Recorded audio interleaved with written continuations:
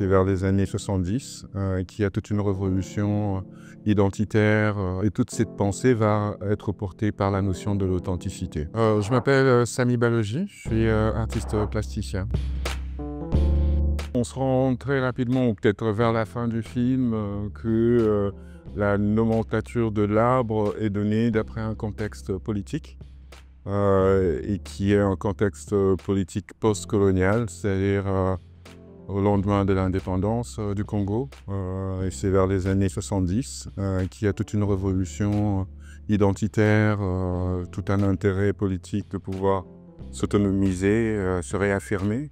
Et toute cette pensée va être portée par la notion de l'authenticité. Le film tourne autour un peu de ces questionnements, mais à la lumière du réchauffement climatique, ainsi de suite, quoi.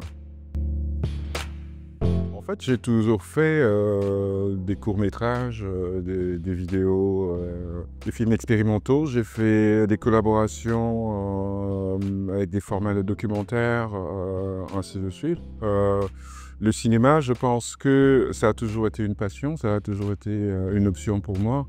Cela dit, c'est toujours un processus qui est assez long, qui nécessite des temps assez longs, des applications, ainsi de suite, là où les arts plastiques me laissent un peu plus de liberté de traiter la matière progressivement jusqu'à trouver une forme.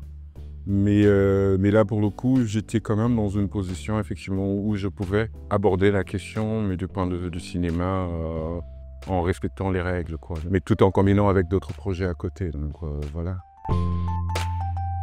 J'ai quitté le pays à l'âge adulte, en quelque sorte, ce qui m'avait aussi laissé le temps, justement, de voir différents ères politiques, notamment l'ère de Mobutu, enfin celui qui a mis notamment en place toute cette notion d'authenticité et qui était un pouvoir dictatorial.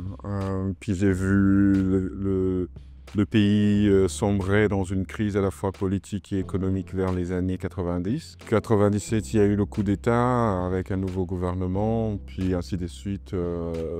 J'ai quand même vu le pays se désintégrer progressivement. Mais justement, c'est pour ça que, par exemple, dans tout mon travail, il y a ce questionnement, en fait, à la fois par rapport à l'héritage colonial, mais par rapport aussi à la régulation politique qui s'applique encore aujourd'hui, en fait, au pays.